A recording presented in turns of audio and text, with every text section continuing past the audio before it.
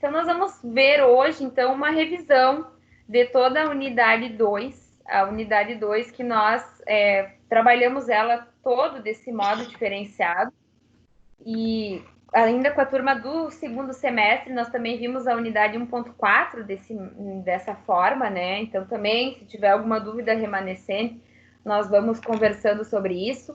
E nós vamos, então, revisar a parte de princípios de direito processual. É uma parte muito importante do direito processual, como eu ressaltei praticamente em todas as aulas, né, que eu passei para vocês, porque os princípios que norteiam o direito processual, eles vão seguir a vida de vocês, né? Quem optar por advogar, quem optar por fazer concurso público, enfim, eles vão estar sempre presentes, seja numa prova, cobrando numa prova, ou seja para fundamentar uma decisão, para fundamentar um pedido, eles sempre estarão ali junto com vocês, acompanhando a vida jurídica de vocês, tá?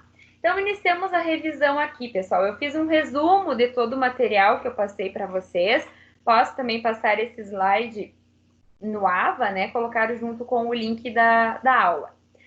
Então, iniciando lá na seção 2.1, nós falamos sobre norma jurídica, né? Antes de entrarmos no direito, nos princípios de direito processual, nós falamos sobre normas jurídicas, e essa norma, ela faz parte de um gênero em relação ao qual é subdividido em duas espécies, as regras e as normas, tá? Quando eu falo em norma jurídica, eu estou falando em algo que visa estabelecer normas de conduta, que visa esclarecer, que visa nortear o direito como um todo. E isso é feito por meio de regras, que quando nós enxergamos a palavra regra, nós podemos dizer que ela é um sinônimo de lei, e também ela é subdividida em princípios, porque enquanto a regra é a lei, é o ordenamento jurídico, o princípio ele vem com essa parte de dar o respaldo para a regra, ele vem com a ideia de trazer uma orientação, de trazer uma complementação, tá? Óbvio que a regra não pode ser contra o princípio não pode confrontar a regra, eles têm que viver de forma harmônica e serem aplicados, um complementando o outro, um reforçando a ideia do outro, tá?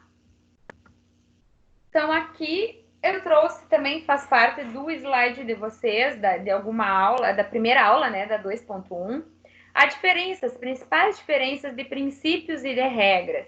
Então, os princípios, eles são normas gerais, enquanto as regras, elas trazem prescrições específicas, né, estabelecem pressupostos e consequências.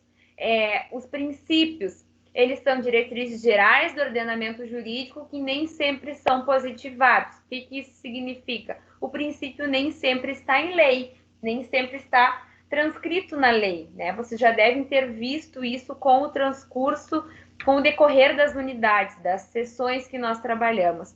E já as regras, elas estão previstas no ordenamento jurídico, porque regra é sinônimo de lei. E também os princípios, quando eles colidem, nós aplicamos os princípios de acordo com a ponderação. Nós vimos que eles estão baseados, os princípios, quando nós temos confrontos de princípios, nós utilizamos o quê? Critérios da proporcionalidade e da razoabilidade. Nós realizamos uma ponderação e verificamos até onde aplicamos um, até onde aplicamos o outro. E quando acontece isso com regra, quando acontece isso com lei, não é assim, não há uma ponderação, mas a aplicação de uma regra exclui a aplicação de outra. E geralmente acontece que nós vamos ter uma regra específica e a aplicação dessa regra específica, ela vai afastar a aplicação de uma regra genérica, tá? Então, os princípios processuais, falando então de forma, iniciando sobre os princípios, eles podem ser constitucionais ou infraconstitucionais, ou seja, eles podem estar fixados, estabelecidos na Constituição, como, por exemplo, o nosso princípio do devido processo legal, ou então eles podem estar em normas infraconstitucionais.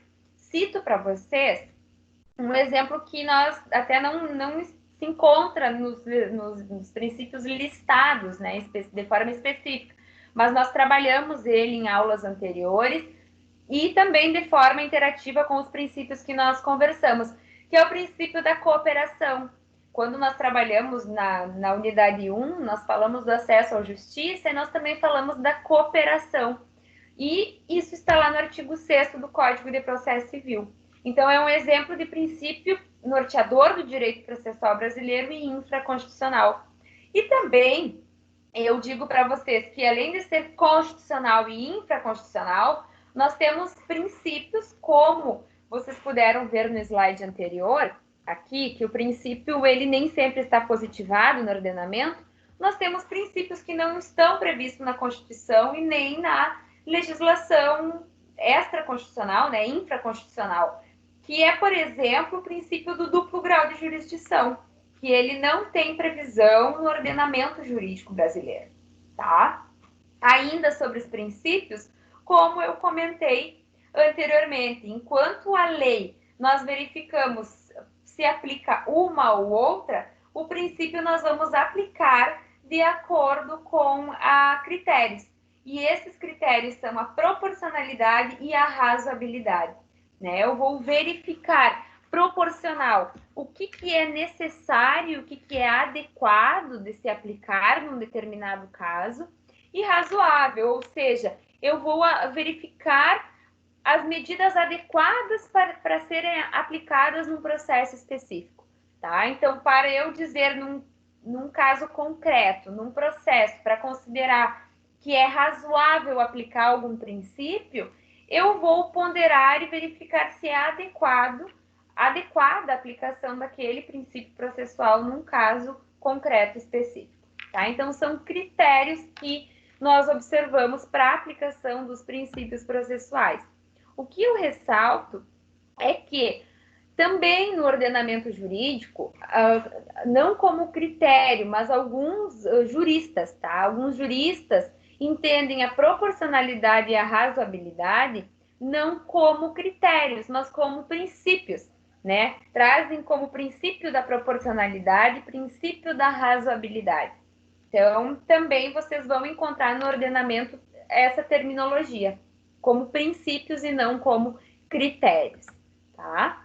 Então, agora, nós vamos começar a conversar, né, sobre os princípios em espécie, sobre os princípios que nós vimos no decorrer das 4 aulas da unidade 2, iniciando pelo princípio do devido processo legal, que nós podemos dizer que é o princípio norteador do direito processual brasileiro, que é o princípio que pode ser considerado como um princípio mãe do direito processual brasileiro.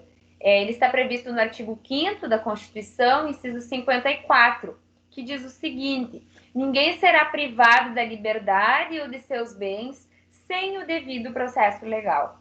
Então, o que estabelece o princípio do devido processo legal? Ele dispõe que deve haver uma lei que ninguém vai ser processado, ninguém vai ser condenado, ninguém vai ser privado de sua liberdade sem observação do devido processo legal, tá? Quanto a isso, quanto à aplicação do devido processo legal, nós temos uma questão de interpretação ampla. E por que eu digo isso e eu ressalto para vocês?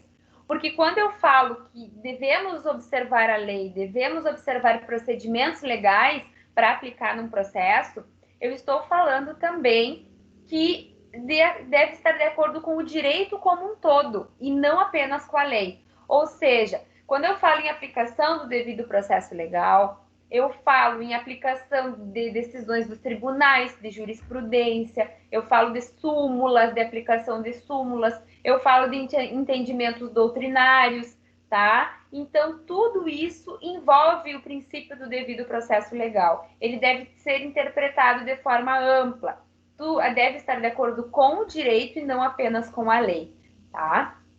O que o devido processo legal é? Ele gera uma garantia contra eventual abuso de autoridade, porque ao mesmo tempo em que o juiz ele tem uma liberdade de interpretar de forma ampla para decidir dentro de um processo, ele não pode realizar essa interpretação em desacordo com a lei. Ele tem que observar em desacordo com a lei, em desacordo com o direito. Então, é uma garantia a parte de que o que for decidido vai estar de acordo com a lei. Caso contrário, essa decisão é passível de ser revista. E também é uma garantia da isonomia e da igualdade processual, né? Já relacionando com outro princípio de direito processual, porque assegurando o devido processo legal, eu estou assegurando um tratamento paritário para as partes dentro de um processo. Também, o que eu destaco do princípio do devido processo legal? Ele pode ser visto num sentido formal, ou seja, relacionado com a forma, com a previsão legal, quando nós falamos que uma decisão judicial, ela tem que estar fundamentada na lei, um pedido tem que ter uma fundamentação legal, tem que ter um embasamento na lei material, tá? E no sentido material, que é no sentido de que diz respeito ao conteúdo em si de um processo específico relacionado com o direito material que está sendo discutido no caso, tá? Então, esse é o princípio do devido processo legal. E como vocês puderam ver, ele é o princípio mãe, porque quando nós falamos em princípio do devido processo legal, eu relaciono ele com a isonomia. Se eu tratar de forma desigual, eu estou descumprindo o devido processo legal, eu estou descumprindo o princípio da isonomia. Se o juiz não motivar uma decisão judicial que ele proferir, ele vai estar descumprindo o devido processo legal e descumprindo o princípio da necessidade de motivação das decisões judiciais. Tá? Então, ele é um princípio norte que está atrelado a todos os outros princípios do direito processual. Professora, Oi? Eu tentei acionar o negocinho aqui para o balãozinho aqui, disse que você teria que autorizar. Ah, deixa eu verificar aqui.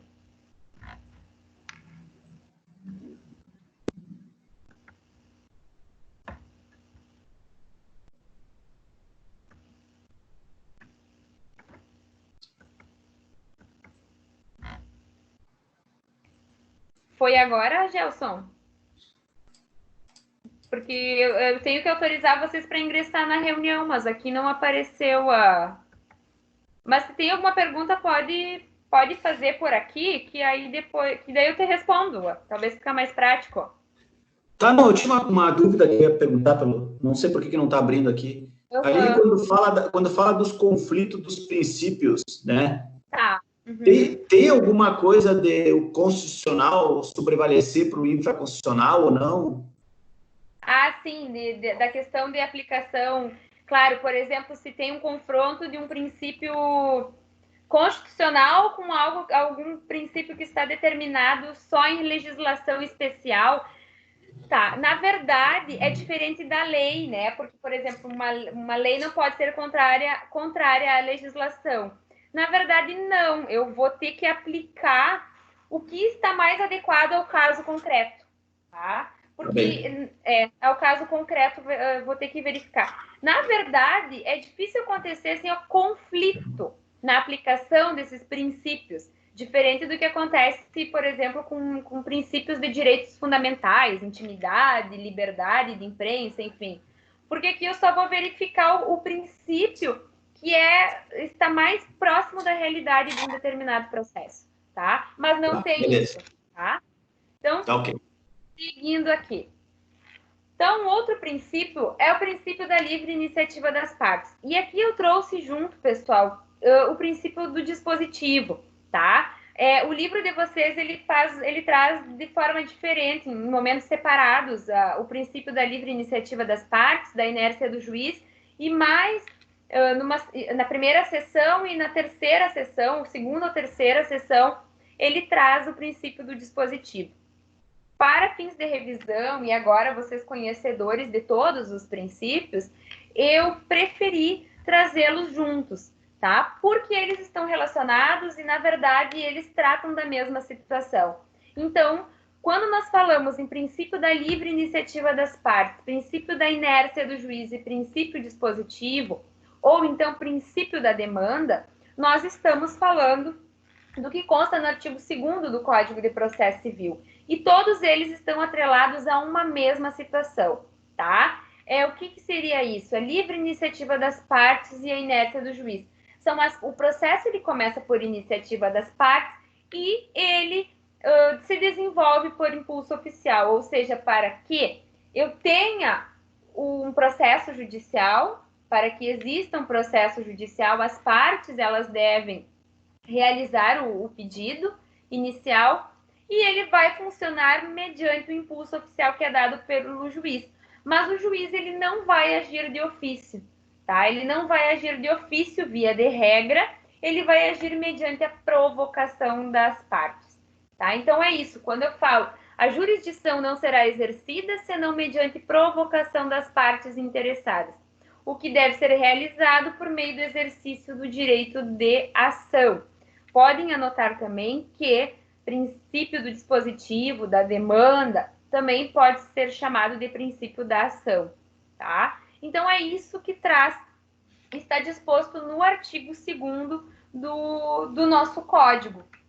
E, inclusive, pelo princípio dispositivo da livre iniciativa das partes e da inércia do juiz, é que, havendo uma provocação das partes, o juiz vai poder verificar se ele detém competência para julgar um determinado processo, tá? Então, uma parte ingressa com processo judicial e, dependendo da matéria do processo, o juiz vai poder analisar, dizendo, olha, esse processo não é eu que julgo, é o juiz de outra vara, né? Porque, como nós sabemos, cada matéria tem destinações diferentes. Então, eu tenho a Justiça Federal, que trata de matérias, eu tenho a Justiça Militar, eu tenho a Justiça Estadual, eu tenho o Juizado Especial, né? Também tem a divisão de crime, de cível, em cidades maiores tem vara de família, vara de falência, enfim.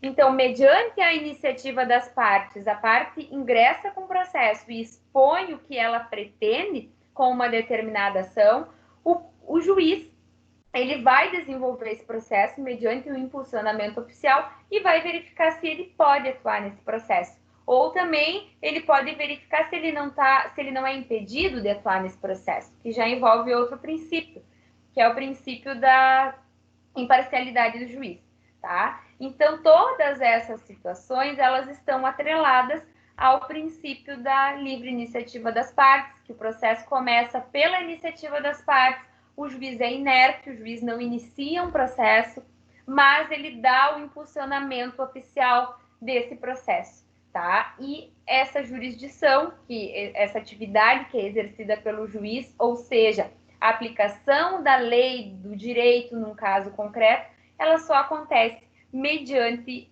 a provocação das partes, tá? Aqui ainda, então, seguindo sobre esse mesmo princípio, que o juiz depende da iniciativa das partes, não apenas para o impulso do processo, mas também para a delimitação de sua atuação, na natureza e na extensão do julgamento, que é o que eu mencionei. Ele vai verificar se ele não é impedido, ele vai verificar se esse processo não é de competência de outro juiz. Na instrução da causa, bem como na produção de provas e alegações nas quais se fundamentará a decisão.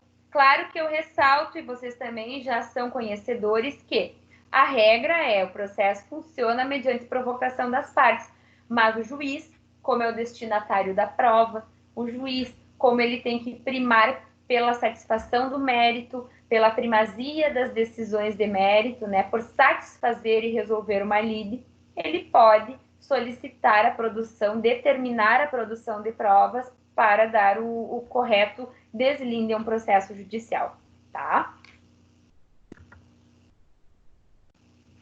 E aqui segue o que eu acabei de falar, né? Que em determinados assuntos o juiz tem a prerrogativa de atuar de forma mais livre, a fim de buscar a verdade real dos fatos.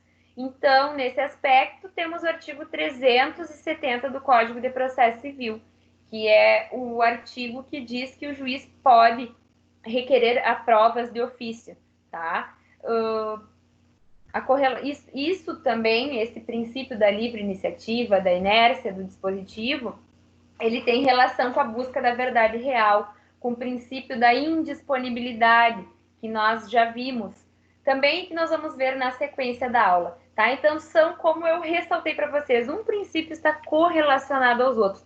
Regra, o processo, ele tramita mediante a provocação das partes e o juiz dá impulso oficial. Porém, em razão da busca da verdade real, do princípio da indisponibilidade, do princípio da primazia das decisões de mérito, o juiz pode, no transcurso do processo, determinar que as partes realizem determinadas provas, por exemplo. E aqui, esse exemplo constou também, nós conversamos sobre ele na aula, mas eu trago aqui de novo para podermos debatermos essa questão, se ficou alguma dúvida. Se Pedro propõe uma ação de indenização em face de Lídia, em virtude de um acidente de trânsito, e uma parte atribui a outra culpa pelo evento danoso, para quem deverá o juiz dar o ganho de causa? Certamente a quem produzir a melhor prova, ou seja, quem comprovar cabalmente a responsabilidade da parte contrária pelo acidente noticiado no processo. Ou seja, quem fizer a melhor prova da culpa sairá vencedor. Então, o que eu afirmo para vocês a partir desse exemplo? Dentro de um processo judicial, cabe às partes comprovar os fatos que elas estão alegando. Então, eles que vão provocar o juiz e apresentar os fatos e apresentar as provas. Porém, o juiz, dentro de um processo, ele busca a verdade real.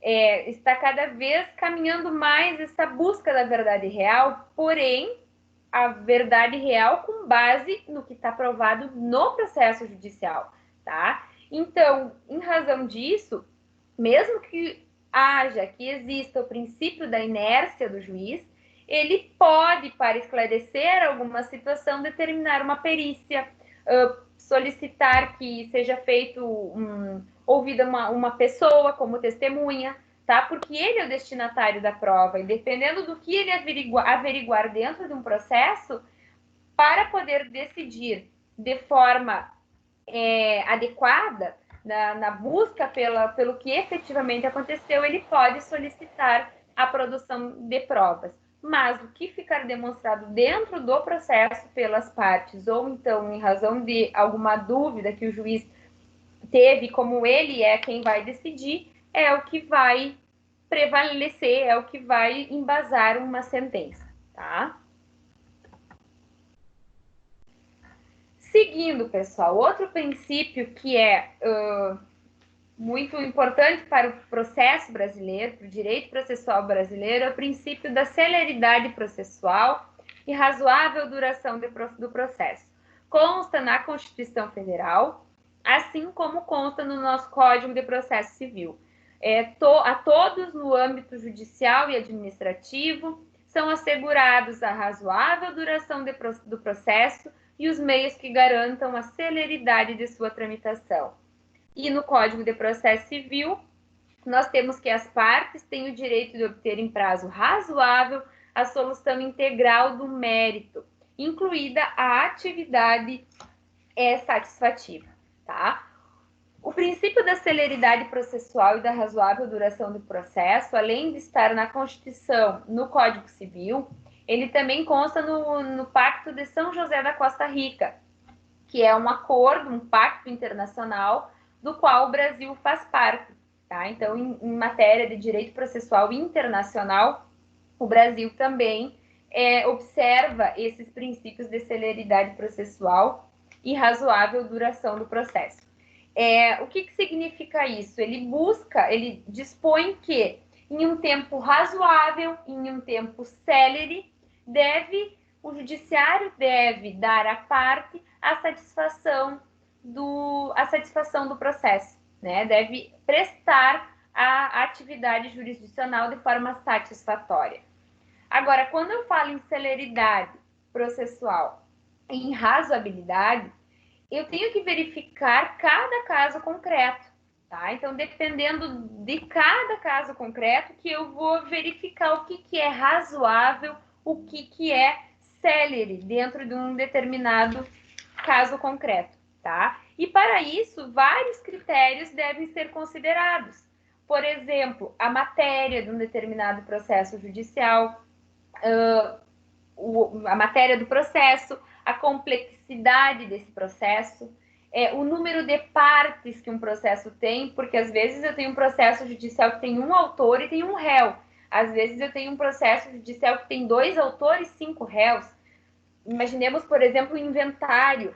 Um processo de inventário em que pode ter 10 herdeiros, então eu vou ter 10 pessoas interessadas e não raras vezes essas 10 pessoas, alguns já são falecidos e têm filhos, né? Então se torna um processo com um número considerável, um número elevado de partes, e isso também deve ser considerado para fins de critérios de razoabilidade, de tramitação célere.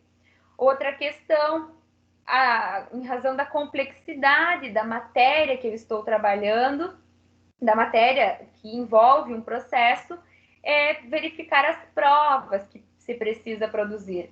Então, às vezes, é um processo com uma questão de doença, por exemplo, uma doença muito rara, e que eu vou precisar de um profissional, de um médico, de uma especialização que é difícil encontrar, e com certeza o tempo de duração desse processo ele vai ser maior, tá? Em razão da dificuldade de achar um profissional para realizar essa perícia que se mostra necessária.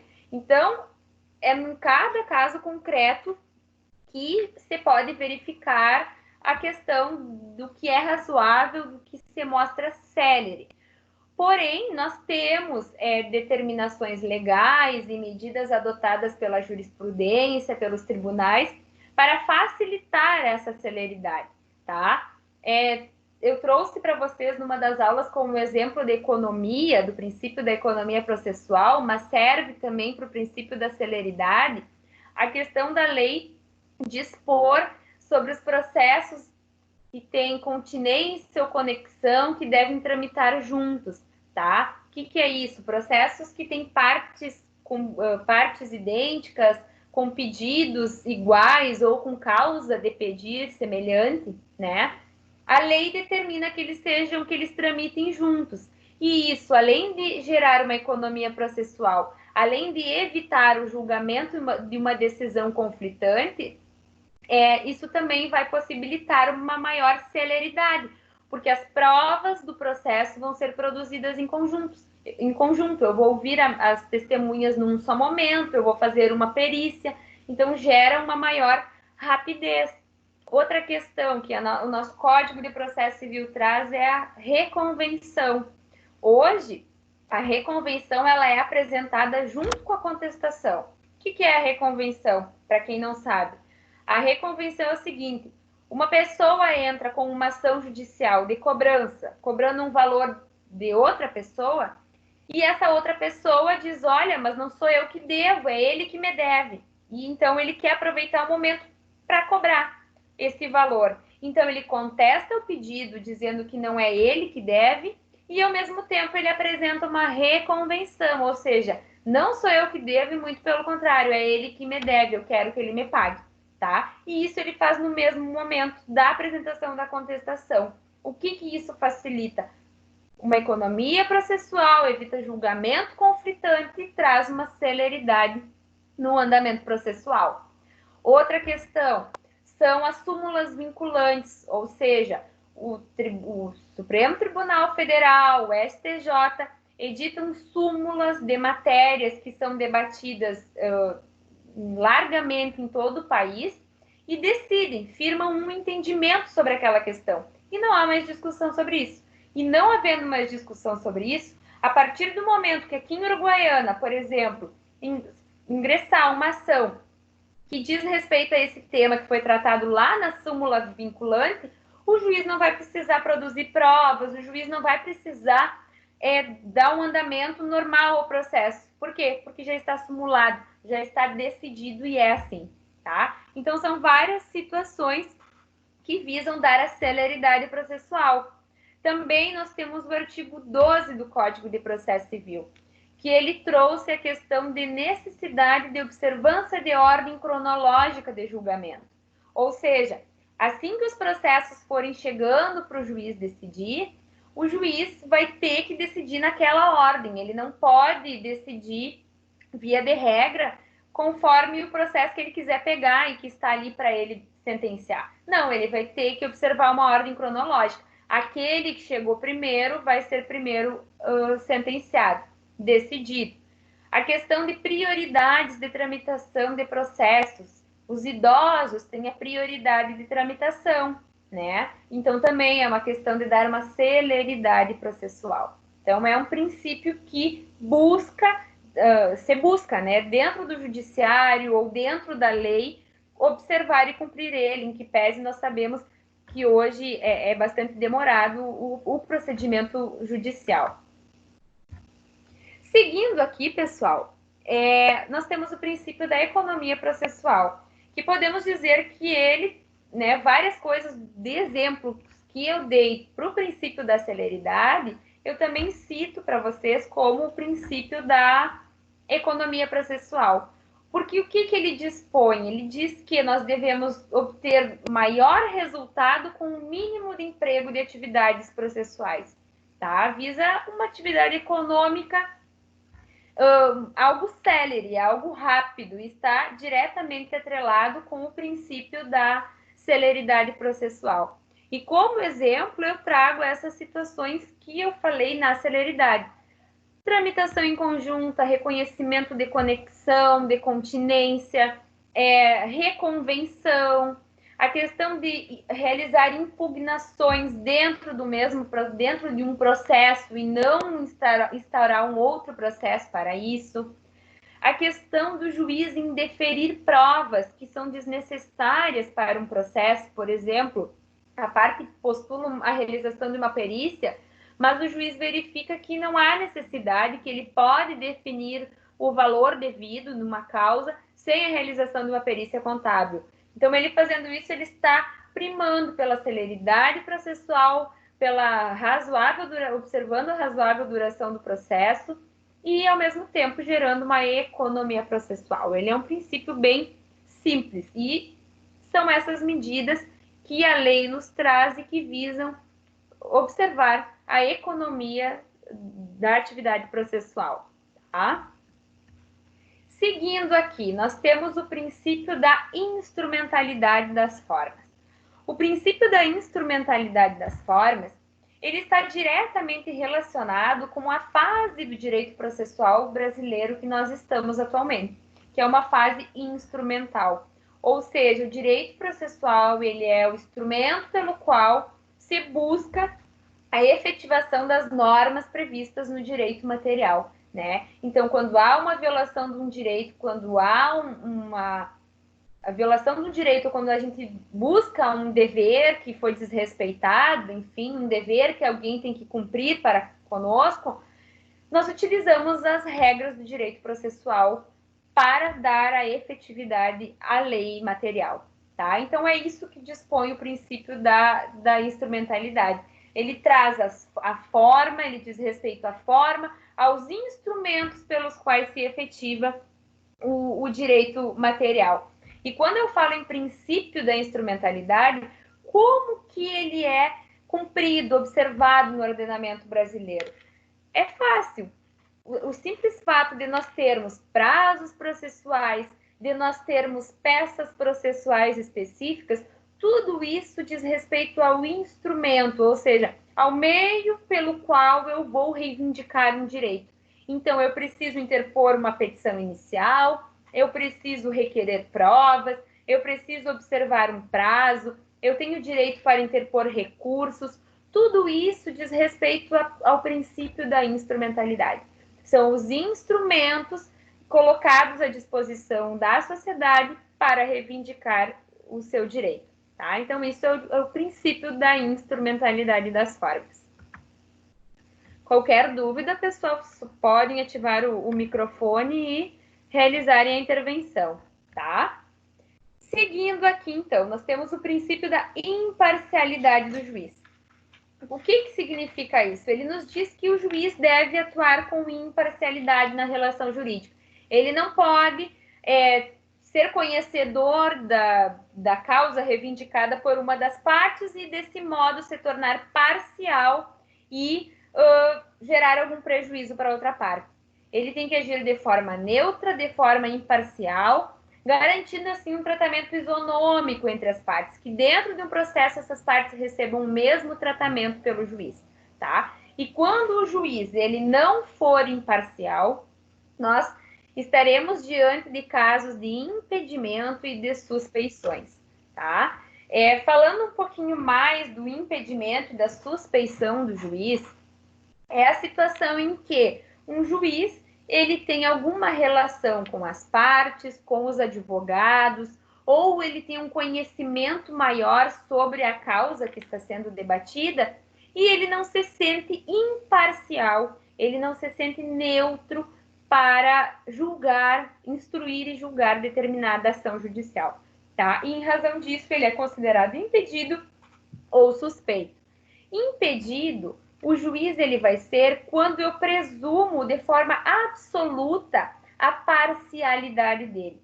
Ou seja, não há dúvidas de que ele vai ser parcial se ele atuar nesse processo. Como, por exemplo, se a esposa de um juiz ingressar com processo judicial e o juiz for quem instruir e julgar o processo. Não, né? É uma causa de impedimento. O juiz não pode atuar nesse caso. E nós temos casos de suspeições, que é uma presunção relativa. É uma presunção de que, se o juiz atuar nesse processo, ele pode, em razão da proximidade que ele tem com a parte ou com o advogado, enfim, agir de forma parcial e não analisar de forma adequada, não prestar a jurisdição da forma correta, tá? Então, impedimentos é quando eu falo de uma presunção absoluta de parcialidade, e suspeição é quando eu falo de uma presunção relativa de parcialidade. O impedimento e a suspeição, eles podem ser declarados de ofício pelo juiz. O juiz pode receber um processo e verificar, eu sou amigo desse advogado, eu sou, a parte aqui é minha mãe, tá? E ele pode se declarar imediatamente. Mas se o juiz não se declarar suspeito num determinado caso, ou não se declarar impedido, e for hipótese de suspeição ou impedimento, uma das partes pode alegar e alertar: senhor juiz, o senhor não deve julgar esse processo, pois o senhor é amigo do advogado da outra parte, tá? E o que vai acontecer nesse caso? Nós vamos ter um incidente processual. É o que nós chamamos de incidente de suspeição. Então, nesse caso, o juiz ele vai se manifestar dizendo: realmente eu sou suspeito, realmente eu sou impedido, ou ele vai dizer: não, eu não sou suspeito para atuar nesse processo. E isso pode gerar uma questão de produção de provas, pode trazer testemunhas, pode trazer documentos e vai subir para o tribunal. E o tribunal vai analisar e vai verificar se é caso de suspeição ou de impedimento do juiz, tá? Isso consta no Código de Processo Civil, no 144 e seguintes, ali, as hipóteses de suspeição e impedimento. E também nós temos as disposições no CPP. Eu não recordo agora o artigo, mas eu coloquei na aula, tá? Então, verifiquem na aula, lá consta bem certinho os artigos de impedimento e suspeição. Outra situação, ainda sobre o impedimento e a suspeição, eu ressalto para vocês que, embora nós temos o princípio da imparcialidade do juiz, nós também podemos falar em imparcialidade do Ministério Público e imparcialidade dos auxiliares da Justiça e imparcialidade das pessoas que estão envolvidas no processo. O que significa isso? Tem uma ação de medicamentos, por exemplo, em que a intervenção do Ministério Público é obrigatória. Porém, ele vai agir ali como um fiscal da lei, tá? E se eu verificar num determinado caso que ele vai dar um parecer favorável porque a parte postulante é amiga dele, né? É um caso de suspeição do promotor. Então, também eu aplico o princípio da imparcialidade. Da mesma forma, se aplica aos auxiliares da justiça. Quem são os auxiliares da justiça? Um oficial de justiça, por exemplo. O juiz dá ordem para ele intimar uma pessoa no processo. E o oficial de justiça pega o processo e verifica: bah, mas essa daqui é minha irmã. ele pode cumprir essa diligência? Não, né? Por quê? Porque também essa regra da imparcialidade se aplica para ele. Quem trabalha no Poder Judiciário, por exemplo, eu como servidora da Justiça, ou outros colegas, oficiais escreventes, escrivãos, também não podem atuar em processos em que sejam partes ou advogados as pessoas, né, listadas pela lei, tá? Mesma coisa com perito. Um perito que é nomeado num processo, um médico, por exemplo, esse médico que é nomeado, ele tem que agir de forma imparcial, ele vai ter que fazer a perícia na pessoa, vai ter que examinar, sem antes ter examinado ela previamente. Então, se esse médico já atendeu essa pessoa em relação a uma doença, por exemplo, que está sendo questionada num processo judicial, ele não pode ser perito, tá? Porque ele também tem que ser imparcial. Vale para os auxiliares da justiça também a regra da imparcialidade. Seguindo aqui, pessoal, nós temos o princípio da isonomia, tá? Também pode ser chamado de princípio da igualdade processual.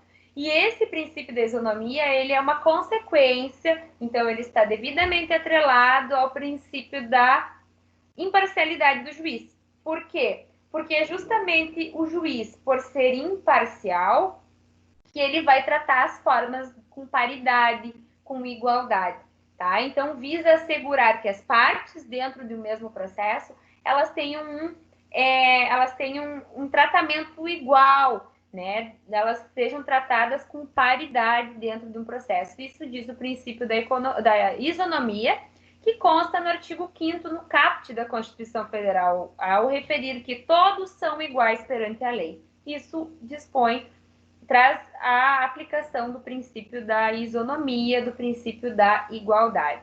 O que eu ressalto para vocês é que quando nós falamos em isonomia, igualdade, eu devo considerar que eu devo tratar os iguais de forma igual e os desiguais de forma desigual, tá? Então, para fins de promover a isonomia, a verdadeira igualdade, assim eu devo agir, tratando os iguais de forma igual e os desiguais de forma desigual. E como exemplo disso, eu trago o nosso Código de Defesa do Consumidor, né? O Código de Defesa do Consumidor, ele traz uma proteção ao consumidor. Por quê? Porque ele parte da premissa de que, quando eu estou diante de uma relação de consumo, o fornecedor, ele tem maiores condições de me apresentar uma prova do que o consumidor, que nesse caso é considerado hipossuficiente, tá? Por exemplo, uma pessoa compra um carro e esse carro começa a apresentar defeitos. Então, quem vai ter mais condições de apresentar provas de como foi fabricado esse carro, aonde foi, quando foi? É óbvio que o fornecedor, tá? Então, por isso que a isonomia, ela se concretiza, ela ocorre quando eu trato os desiguais de forma desigual e os iguais de forma igual. E um exemplo disso é o Código de Defesa do Consumidor, que ele protege o consumidor por considerar que ele é hipossuficiente e que as empresas fornecedoras, então, têm melhores condições de produzir uma prova, por exemplo.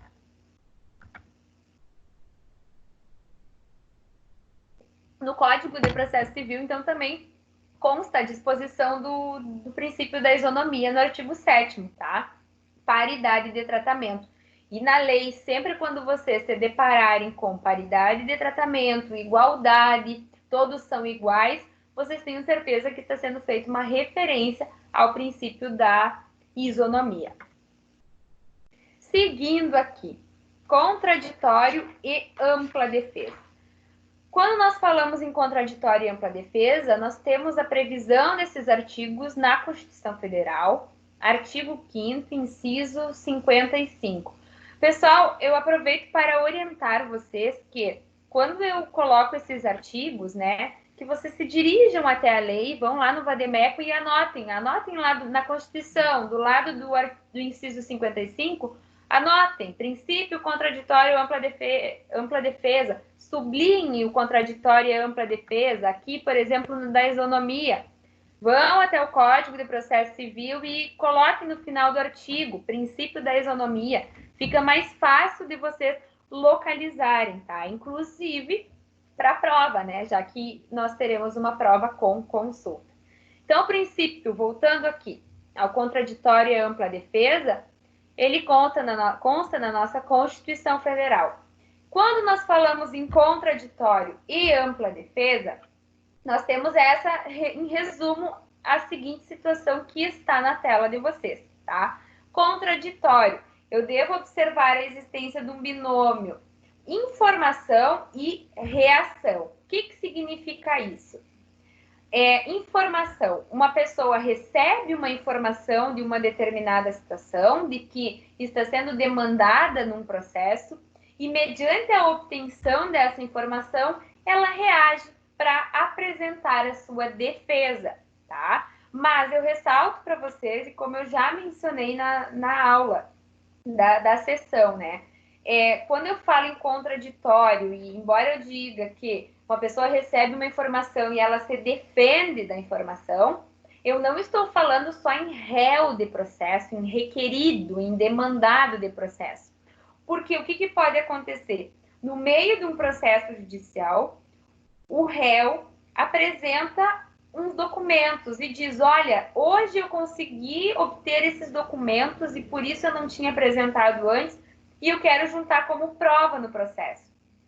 Eu tenho que possibilitar o contraditório para o autor, né? Para o autor receber essa informação dos documentos e reagir em relação a esses documentos. Então, realizar o contraditório, tanto com o autor, tanto ao réu. Então, eu tenho uma informação e, mediante essa informação, há uma reação, há o contraditório, a defesa. E junto com o contraditório, nós temos a ampla defesa. Porque como é que é realizada essa reação? Ela é realizada mediante uma ampla defesa, ou seja, mediante a possibilidade de utilizar de todos os recursos que a lei, que o direito me dispõe para me defender de uma situação, tá? Então, isso é a ampla defesa. E voltando aqui, e aproveitando isso e finalizando, que inclusive foi objeto de pergunta, né, de você, que eu fiz para vocês numa das aulas, que a ampla defesa, ela é diferente da plena defesa, tá? Então, inclusive, vocês me responderam com tranquilidade, todos responderam de forma acertada, algumas respostas muito bem elaboradas sobre o tema. A ampla defesa, eu estou falando da possibilidade de apresentar defesa com base no que a lei me dispõe, tá? Então, eu não posso me defender, por exemplo, utilizando-me de provas obtidas de forma ilícita. Claro que, se vocês verificarem, inclusive, por breve pesquisa no Google ali, colocar provas ilícitas, tá? Vocês vão verificar que a doutrina, no sentido de que, dizendo que deve ser considerada uma prova ilícita se ela visa provar uma ilicitude maior, por exemplo, tá? Mas isso não é o que se entende atualmente. Então, a ampla defesa vai me dizer isso, eu vou me utilizar de provas lícitas do que a lei coloca à minha disposição para me defender. Eu vou apresentar uma contestação, eu vou postular ao juiz a produção de provas, eu vou recorrer, tá? São todas situações que a lei me permite. E isso é aplicado no direito de um modo geral. Agora, quando eu falo em plena defesa, em plenitude de defesa, que também é um princípio que está previsto na Constituição, eu estou falando de um princípio processual atinente ao tribunal do júri. Porque no tribunal do júri, muito mais que a ampla defesa, eu posso exercer a plenitude de defesa. Por quê? Porque quando eu tenho o júri, não tenho um julgamento técnico. O júri é composto por pessoas da sociedade. Então, eu não preciso me utilizar apenas de argumentos técnicos, mas considerando, inclusive, que o que está em jogo num júri é a liberdade, tá? É um direito fundamental, é a liberdade, eu posso utilizar da plena defesa para requerer essa minha liberdade. Então, enquanto na ampla defesa eu vou me utilizar de argumentos e instrumentos legais, na plena defesa eu posso utilizar questões sociais, pessoais, para poder buscar, para poder reagir e buscar realizar a minha defesa. Então, no júri, na plena defesa, eu posso dizer que eu sou uma pessoa boa, que eu cometi o crime, mas que eu sou uma pessoa boa, que eu sempre trabalhei, que eu sempre ajudei a comunidade, que eu me dou bem com os vizinhos, tá? Tudo isso pode ser argumentado na plena defesa. Agora, na ampla defesa, isso não existe, tá? Se eu me dou bem com os vizinhos, se eu não me dou bem com os vizinhos, se eu não tenho dinheiro para pagar a minha conta e eu fiz essa conta, isso não importa, vai importar o que consta na lei. Alguma dúvida, pessoal? Estão todos bem quietinhos por aí? Qualquer coisa, só ligar o microfone e chamar, tá? E se alguém conseguir e quiser escrever na conversa, no chat, também pode seguir ali. Seguindo, então, nós temos o princípio da disponibilidade e da indisponibilidade. E talvez esse aqui não tenha ficado tão claro na aula, né? Ele talvez tenha sido um pouquinho confuso, mas com certeza hoje nós vamos ver melhor ele. Princípio da indisponibilidade ou indisponibilidade. O que significa isso? Ele diz respeito à prerrogativa da parte de reivindicar seus direitos por meio de uma ação judicial. E ao juiz cabe decidir de acordo com os pedidos formulados. Então, aqui nós já podemos dizer que ele está associado ao princípio da primazia das decisões de mérito, ao princípio da demanda. As partes, elas podem livremente reivindicar direitos que elas possuem por meio de uma ação judicial. Ou seja, elas podem livremente dispor em relação a quais direitos elas querem reivindicar dentro de uma ação judicial. Mas nós temos situações em que as partes não podem optar por isso. E há uma indisponibilidade. Ou seja, que elas não podem... Só um minutinho. Aqui, pessoal, se alguém está com o microfone ligado aí, só desliga o microfone que está dando um barulhinho. Tá?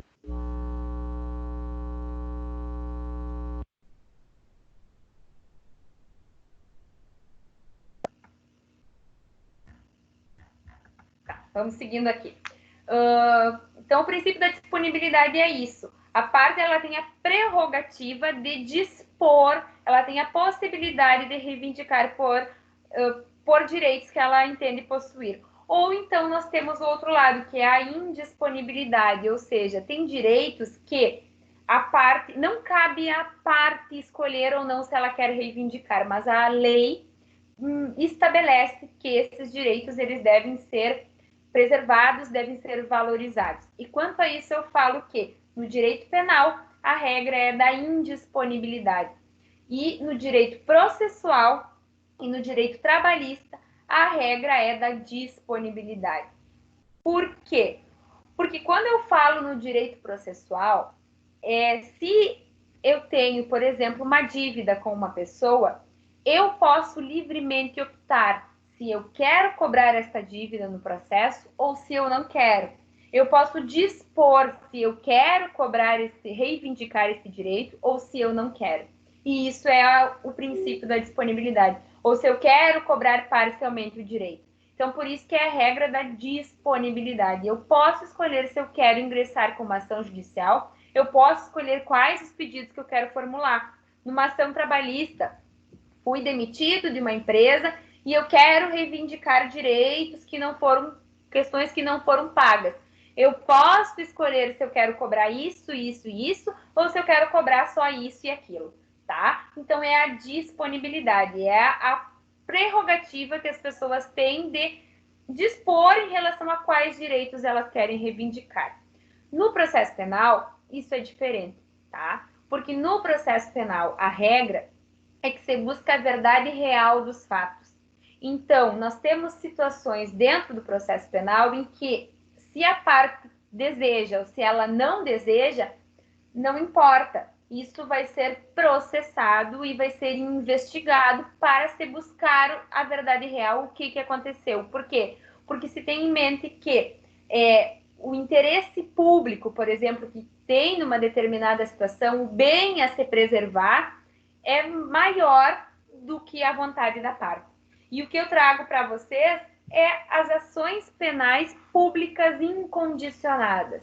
Ou seja, são aquelas ações penais que não importa se acontecer um crime, não importa se a vítima ou familiares da vítima vão querer entrar com processo judicial. Eu estou falando de uma violação a um bem, por exemplo, a vida, e cabe ao Ministério Público ingressar de forma incondicional, sem ter a disponibilidade da parte ou da família dela para ingressar com essa ação.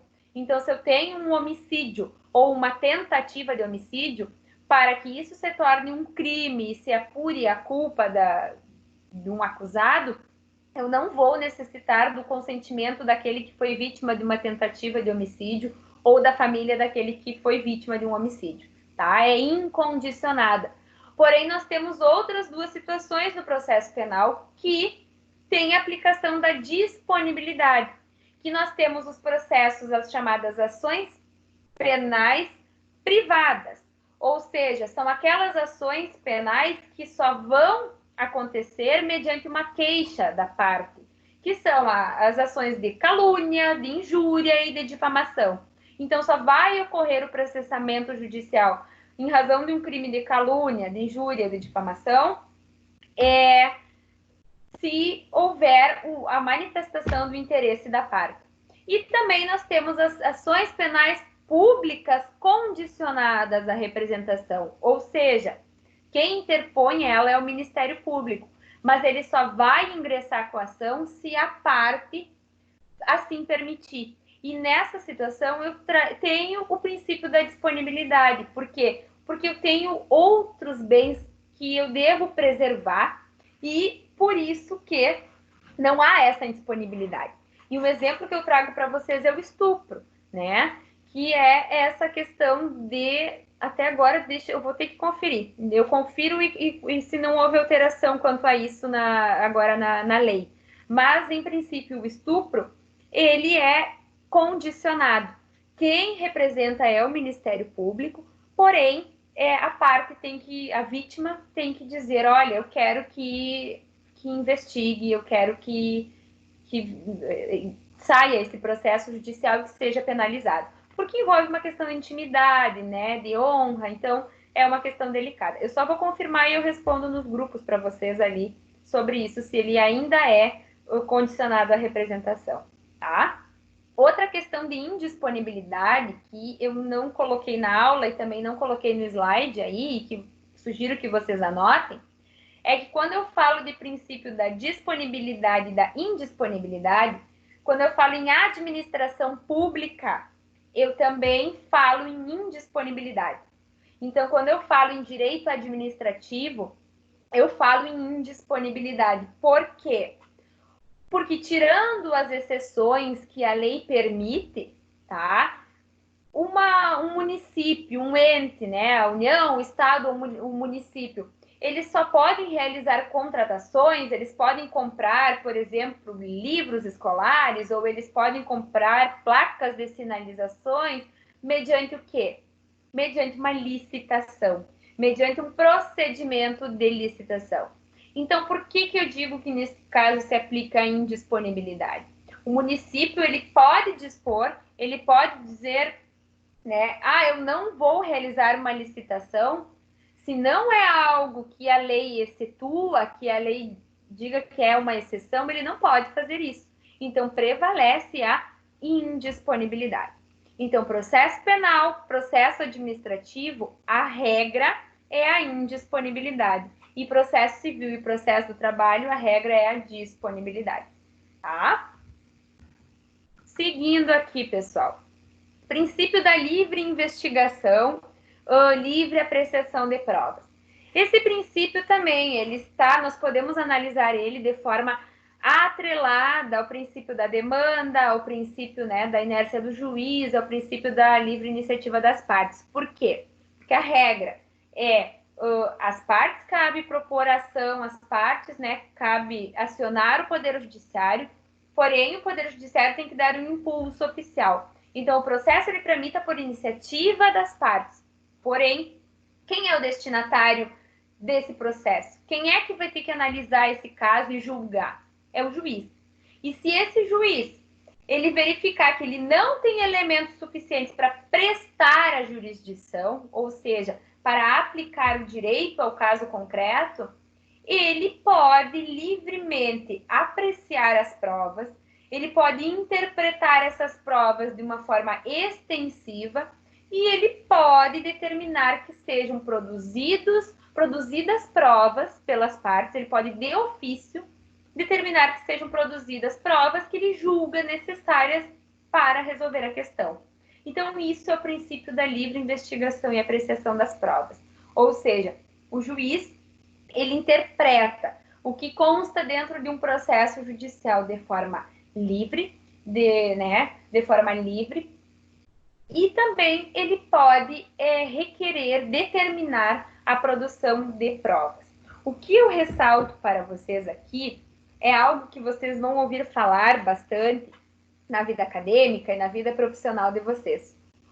O que não está nos autos não está no mundo, tá? O que significa isso?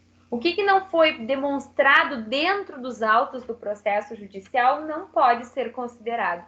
Então, o juiz, para decidir, claro que se busca a verdade real para chegar o mais próximo do que realmente aconteceu, ele pode livremente apreciar as provas, ele pode livremente investigar as provas, ele pode interpretar de forma ampla, mas só o que consta dentro do processo, tá? Só o que consta dentro do processo. Ele não pode julgar com base no que ele ficou sabendo, tá? Inclusive, isso é causa de ferimento, de suspeição e de impedimento.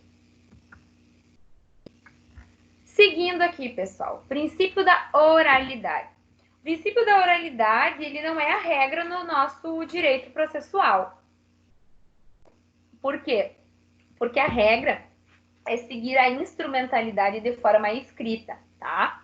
Porém, se utiliza a oralidade, inclusive, ela vem o princípio da oralidade atrelado ao princípio da celeridade, ao princípio da razoável duração do processo, ao princípio da economia.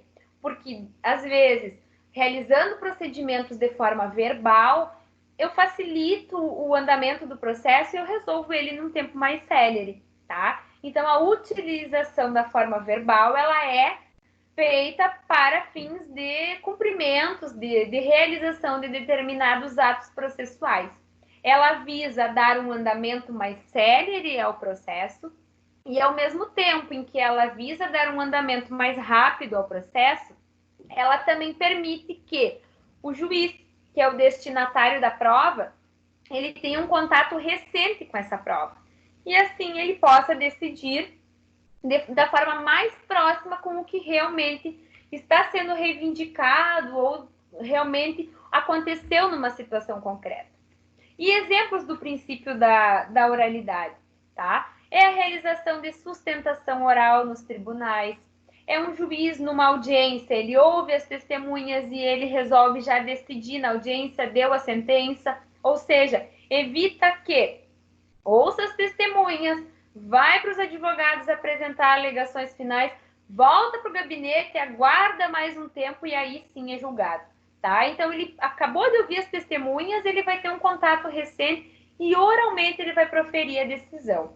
O que eu ressalto é que todos esses procedimentos orais, eles são devidamente registrados, seja por vídeo ou seja redigidos a termos, tá? Mas eles podem acontecer procedimentos orais, a lei prevê procedimentos que são realizados de forma oral, inclusive no juizado especial, a lei dos juizados especiais diz que os juizados especiais civil e criminal, eles são orientados, dentre outros princípios, pelo princípio da oralidade, tá? Então, ele possibilita a maior rapidez do andamento processual e também permite que o juiz tenha um contato mais recente com a prova, analisando, assim, de uma forma mais próxima da realidade, da verdade real, uma determinada situação.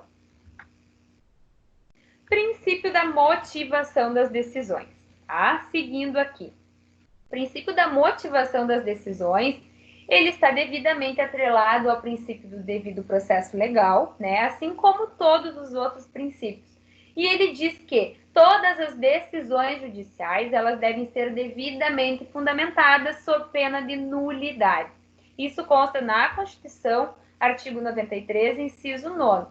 Oriento que coloque lá no inciso 9, princípio da motivação das decisões. É mais fácil para vocês conseguirem estudar e memorizar. Tá? Então, todas as decisões proferidas pelo Poder Judiciário têm que ser motivadas. Se elas não forem motivadas, serão nulas. O que eu ressalto? É claro que, às vezes, não há uma motivação, ou há uma motivação, na prática isso, né? Ou há uma motivação muito simples, mas se as partes não questionarem isso, significa que está ok, que elas concordaram com a decisão proferida, tá? Por exemplo, a homologação de um laudo de uma perícia, tá? Não tendo a manifestação e insurgência das partes, o juiz pode dizer, diante da ausência de manifestação das partes, homologo o laudo pericial. Motivou a decisão? Motivou, tá? Agora, se uma das partes reivindicar e dizer, olha, não foi adequadamente motivado, aí o juiz vai ter que justificar. E se for verificado, não foi motivado essa decisão, torna nulo o processo. O que eu ressalto para vocês, e se eu não me engano, tinha uma questão na unidade, acredito que é na 2.3, nesse sentido que ficou um pouquinho duvidosa, tá? Essa nulidade, ela não vai ser de todo o processo. Ou seja, ela não vai abranger todo o processo, ela vai se dar a partir da decisão que não foi motivada. Imaginemos a seguinte situação. Um processo civil, a pessoa entrou com uma petição inicial, fez um pedido liminar, o juiz concedeu e fundamentou. Aí foi para a réplica, foi para a contestação, foi para a réplica, o juiz intimou as partes para apresentar prova. E uma das partes postulou prova pericial. E o juiz simplesmente disse, indefiro a prova. Ponto. É uma decisão? É uma decisão, porque ele está negando um pedido. Mas ele não motivou a decisão. Esse processo, ele é nulo desde o comecinho lá? Não. Por quê? Porque as outras decisões, todo o andamento dele até ali estava ok, estava de acordo. Onde que ele passou a estar de forma inadequada? A partir do momento que o juiz não fundamentou a decisão de indeferimento de provas. Então, é a partir dali que se decreta a nulidade. Se aconteceram atos subsequentes a isso, esses atos são nulos também, tá? Então, ele é um princípio que, se não motivou a decisão, será decretada a nulidade. O que eu ressalto para vocês também, pessoal, que nós vamos ver na sequência do semestre, é que quando nós falamos em o que o juiz profere, são 3 situações. É a decisão, o despacho e a sentença, tá? O que tem caráter decisório? O que tem caráter de concedo ou não concedo? Defiro ou não defiro? As decisões e a sentença, tá? Claro, apelação, recurso, também em grau recursal. Mas é a decisões e sentença, ou seja, concedeu uma liminar, negou um pedido de gratuidade de justiça, concedeu um pedido de provas. Isso é decisão. Aqueles despachos que servem para mero expediente, ou seja, que é o mero andamento do processo, que não tem caráter decisório, ou seja, determino vista à parte, né? Determino que se aguarde tal providência, isso não é decisão. Tá? Isso não é decisão e isso não abrange o que está disposto no inciso 9 da necessidade de motivar, porque não é decisão. É despacho de mero expediente, tá? Seguindo aqui, nós temos o princípio da publicidade. Então, o princípio da publicidade também consta no mesmo artigo, no mesmo inciso. Então, lá onde vocês colocaram que o inciso 9 fala da necessidade de motivação das decisões, vocês também podem colocar a barrinha princípio da publicidade. Porque ele diz no começo, todos os julgamentos dos órgãos do Poder Judiciário serão públicos, tá?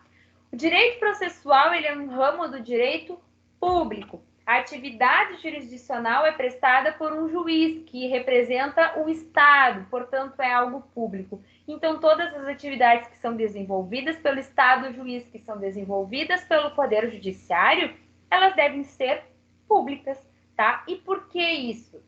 Para garantir o direito das pessoas envolvidas num processo e, ao mesmo tempo em que garante o direito às pessoas envolvidas, ele possibilita a fiscalização pela sociedade das tramitações processuais. Ou seja, se estão sendo cumpridas as normas dos códigos de processo, né? Se estão sendo respeitados prazos processuais.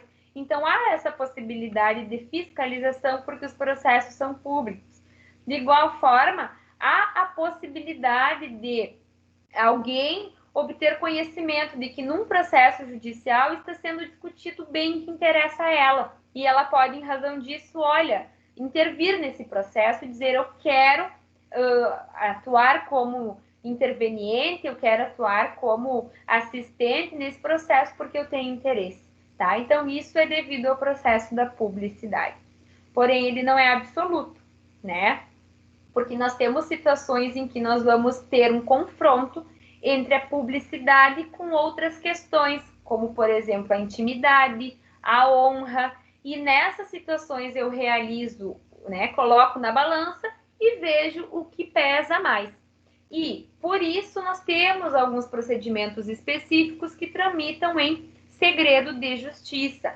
O artigo 189 do Código de Processo Civil, ele traz situações que a lei determina a tramitação em segredo de justiça. Por exemplo, situações de direito de família, de guarda, de separação, divórcio, questões atinentes a menores de idade, tá? Então, são questões que envolvem situações que o interesse privado, a intimidade, a honra devem ser preservados em detrimento do interesse público e eles tramitam em segredo de justiça, tá?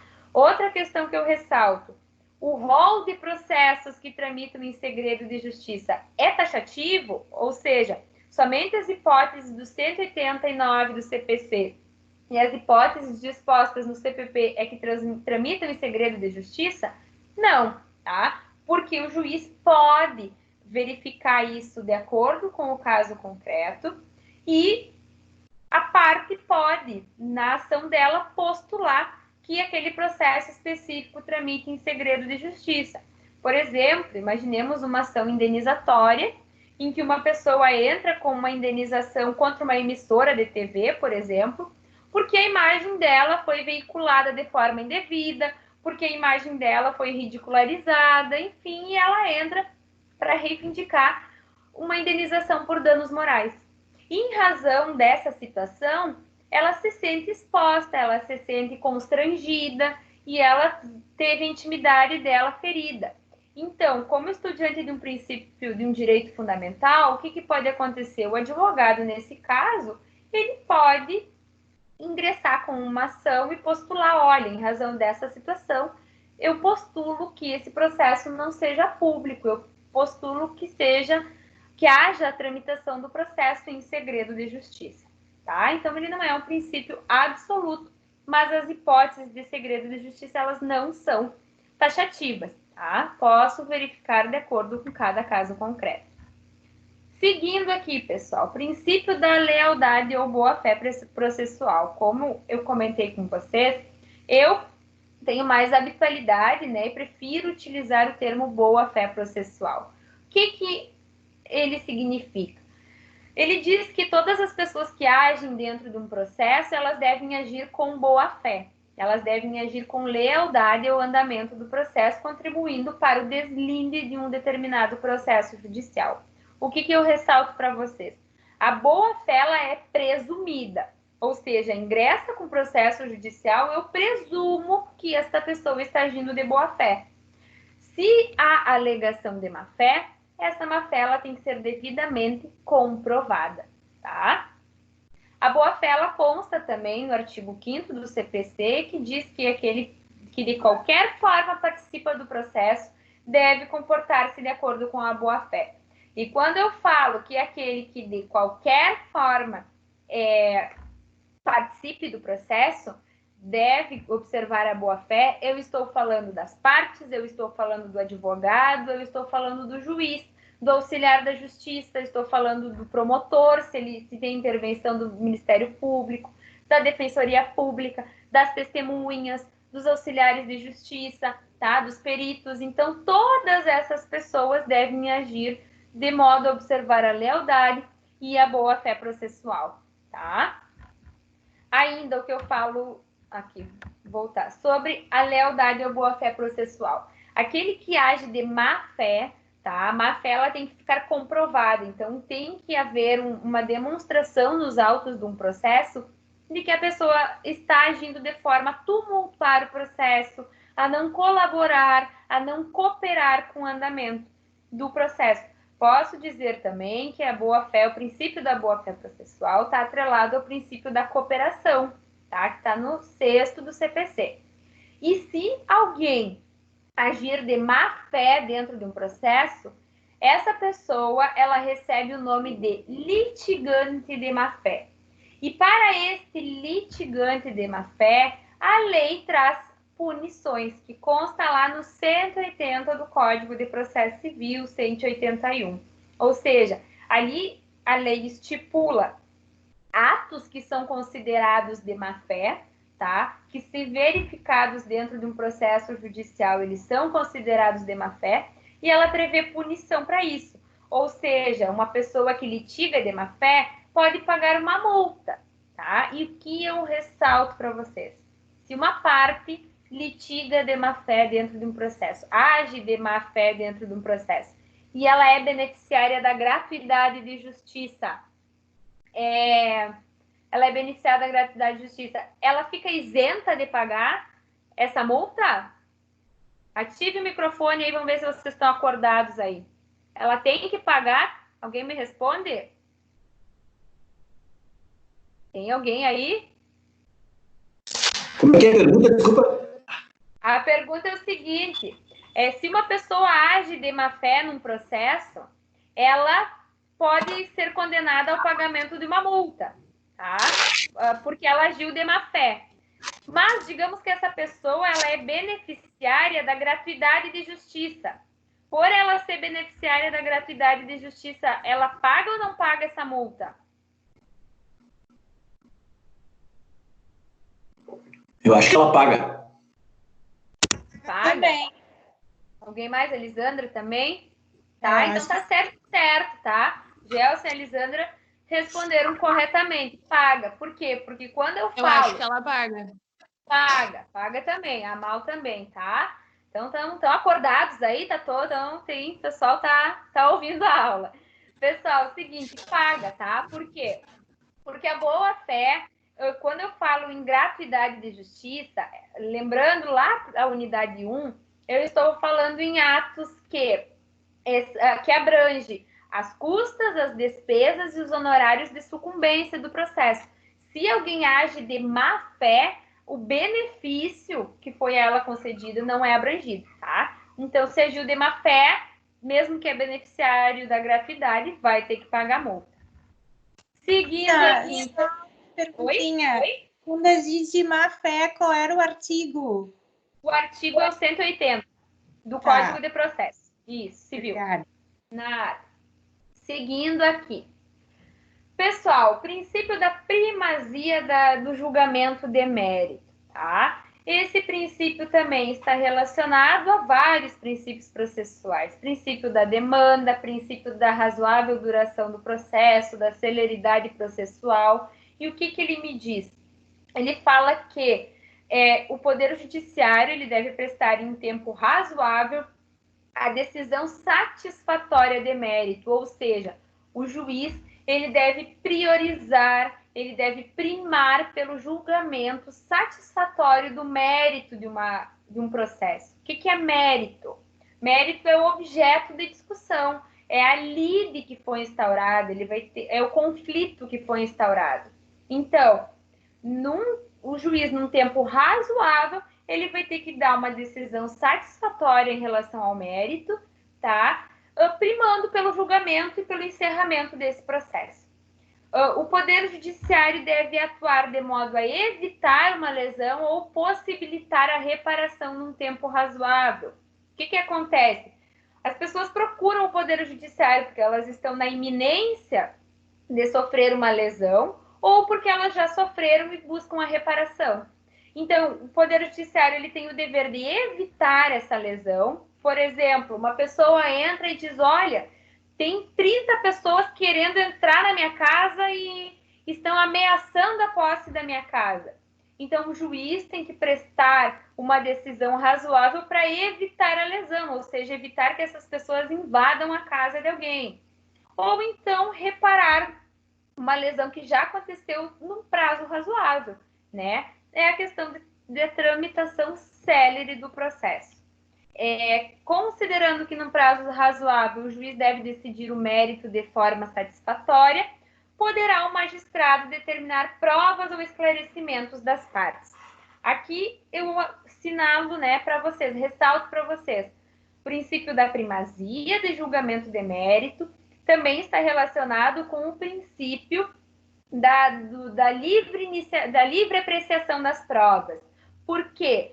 Como o juiz é quem vai analisar as provas, como o juiz ele tem o dever de prestar a atividade jurisdicional, ou seja, se ele foi acionado, ele tem que dar uma solução para aquele caso, ele pode, com base no princípio da primazia de julgamento de mérito, também determinar que as partes produzam provas, que as partes teçam esclarecimentos, que as partes esclareçam os seus pedidos, né? Que a parte apresente uma emenda ao pedido inicial, esclarecendo melhor ele. Então, como ele tem que prestar essa decisão satisfatória, como ele tem que primar pelo julgamento de uma questão, ele pode solicitar que as partes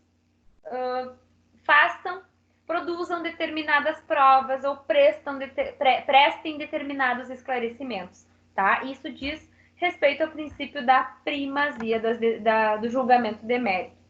Consta no artigo 5º da Constituição Federal, no mesmo artigo que fala da razoável duração do processo, tá? A todos, no âmbito judicial e administrativo, são assegurados a razoável duração do processo, né? Princípio da razoabilidade, e os meios que garantam a celeridade de sua tramitação.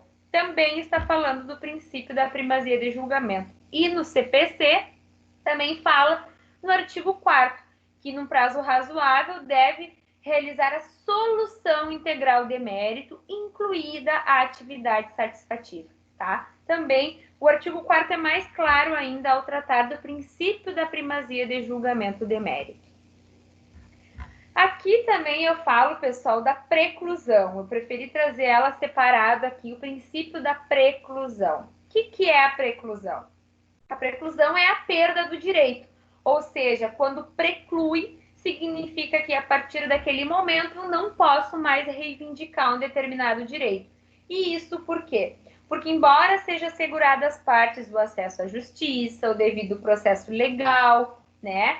Para que haja uma prestação satisfativa da jurisdição, da atividade jurisdicional, o direito ele não acolhe a quem dorme, tá? Então, eu preciso observar prazos que são fixados, eu preciso respeitar prazos, e, inclusive, isso vai viabilizar o cumprimento do princípio da celeridade, tá? Então, isso é o princípio da preclusão. Ele visa impedir a prática de atos processuais em momentos inoportunos.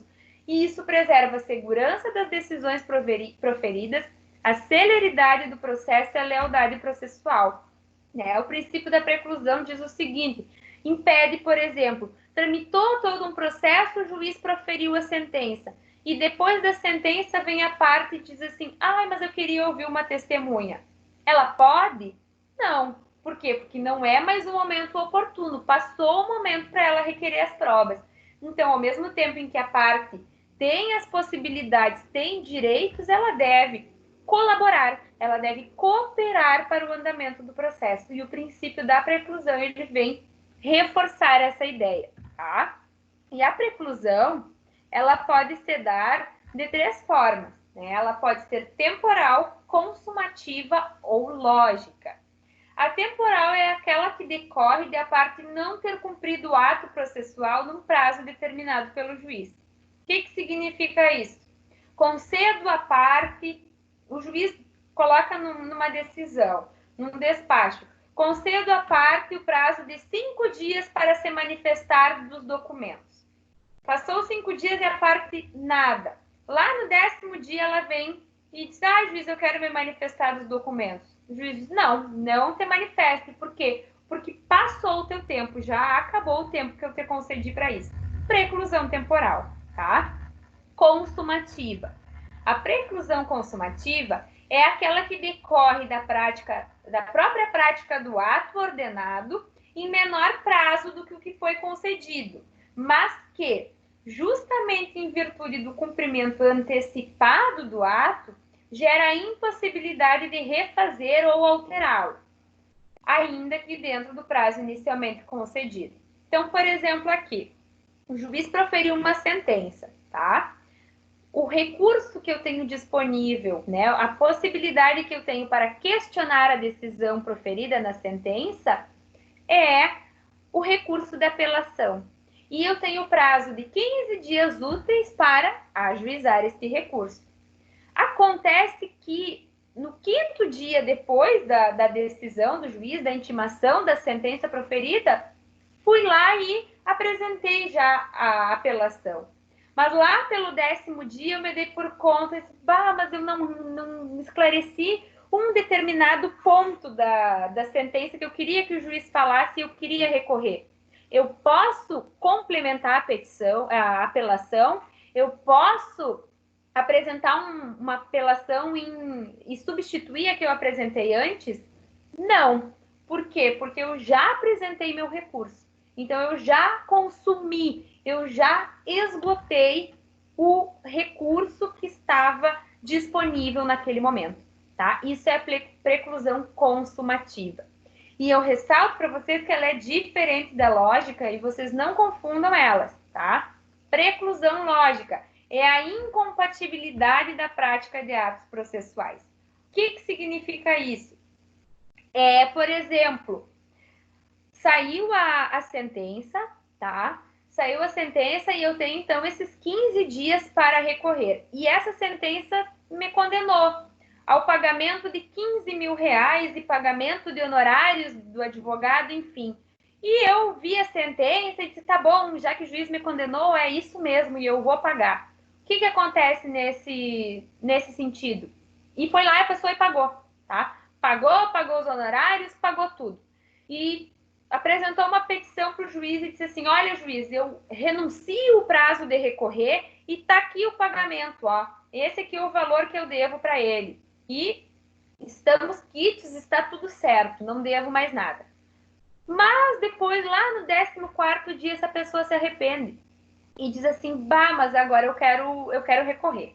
Eu me arrependi de ter efetuado o pagamento e eu quero recorrer. Ele pode? Não. Por quê? Porque ele praticou um ato que é incompatível com o outro, tá? Então, essa é a diferença da consumativa com a lógica. A consumativa, eu pratiquei um ato e eu não posso complementar esse ato e eu não posso substituir esse ato. Né? Eu apresentei um recurso de apelação, eu não posso complementar essa apelação, eu não posso querer retirar ela e apresentar outra. Enquanto que a lógica é a incompatibilidade. Eu realizei esse ato e ele é incompatível com esse outro. Portanto, precluiu a oportunidade de praticar esse outro ato. Tá? Isso é a diferença da consumativa e da lógica. Seguindo aqui, pessoal, o acesso à justiça. Tá? Estamos encaminhando para o final aqui dos nossos princípios. O acesso à justiça é um princípio que nós já trabalhamos, né? Trabalhamos em sala de aula, na unidade 1. Então, eu trago aqui algumas questões apenas para relembrarmos e também já estamos revisando para a prova, né? Sobre o acesso à justiça que consta na Constituição Federal. A lei não excluirá da apreciação do Poder Judiciário lesão ou ameaça ao direito. ou seja, a todos é assegurado livre acesso ao Poder Judiciário. E o que eu ressalto para vocês é que o Estado ele encontra formas de viabilizar esse acesso à justiça. E de que modo ele faz isso? Através da assistência judiciária gratuita, que é exercida pela Defensoria Pública, por procuradores dativos. Ele faz isso através do benefício da gratuidade de justiça, da possibilidade de conceder o benefício, seja total, parcial, né? Ele faz isso através do habeas corpus, ao possibilitar que, a lei possibilitar que o habeas corpus não tenha requisitos formais, não precisa ter certos procedimentos a se observar, pode ser feito de qualquer modo, né? Posso fazer num papel, posso fazer num guardanapo, enfim. Ele é feito através dos juizados especiais cíveis, né? Os juizados especiais cíveis também visam facilitar o acesso à justiça das pessoas. Então, são modos pelos quais o Estado visa cumprir o princípio do acesso à justiça, tá? E aqui, seguindo, no penúltimo princípio de hoje, que é o princípio do duplo grau de jurisdição. O princípio do duplo grau de jurisdição, eu ressalto para vocês, ele não está previsto na legislação brasileira. O Brasil obedece, segue o princípio do duplo grau de jurisdição como princípio de direito processual, com base na previsão do Pacto de São José de Costa Rica, que é a Convenção Americana dos Direitos Humanos, pacto esse do qual o Brasil faz parte, e nesse pacto consta de forma específica a possibilidade de recorrer. E trazendo a possibilidade de recorrer, ele traz a possibilidade da aplicação do princípio do duplo grau de jurisdição. Porém, alguns afirmam que ele está inserido de forma implícita na Constituição, no inciso 55 do artigo 5º, que é o mesmo inciso que trata quando possibilita o contraditório e a ampla defesa. Alguns juristas sustentam que ao possibilitar o contraditório e a ampla defesa, se está possibilitando de forma implícita o duplo grau de jurisdição.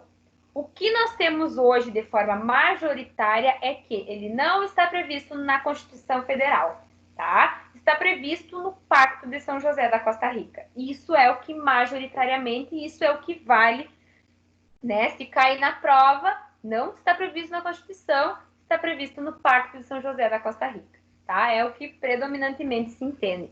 O que é esse recurso, esse princípio? O princípio do duplo grau de jurisdição, ele diz que a parte pode recorrer de uma decisão proferida. E ao possibilitar a parte de recorrer de uma decisão proferida, ele visa possibilitar que uma decisão, uma questão, seja reapreciada pelo Poder Judiciário e também seja apreciada por juízes mais experientes, pessoas que já estão há um tempo maior na carreira e que podem também verificar se realmente aquela decisão proferida em primeiro grau está correta e confirmar ela, ou então dizer que não está adequada e reformar essa decisão. Então, é a possibilidade da pessoa recorrer de uma parte que não concordou com uma sentença proferida, que não concordou com um pedido liminar que foi indeferido, né, que não concordou com uma prisão decretada, enfim, ela pode recorrer dessa situação. O que eu ressalto é que, assim como todos os princípios de direito processual, o princípio do duplo grau ele não é absoluto, tá? Nós temos situações em que não há possibilidade de recorrer, como, por exemplo, em situações que são de competência de juizados de tribunais, do STF, do STJ, tá? Então, nós temos situações em que eles são ações que devem ser ingressadas, por exemplo, no Tribunal de Justiça, no TRF, no STJ, e, em razão disso, não estão sujeitas ao princípio do duplo grau de jurisdição. E, por fim, pessoal, encerrando nossa aula de hoje, nós temos o princípio do juiz natural. O que é o princípio do juiz natural? Ele visa assegurar que as partes elas sejam julgadas, que as suas questões, né, seus conflitos sejam apreciados e julgados por uma autoridade competente, por um juiz investido de jurisdição. E ao estabelecer o princípio do juiz natural, ele diz que ele está disposto no artigo 5º da Constituição, tá? No inciso 37 e no 53, que ele fala o seguinte, não haverá juízo ou tribunal de exceção, e depois ele fala o seguinte, que ninguém será processado nem sentenciado senão pela autoridade competente.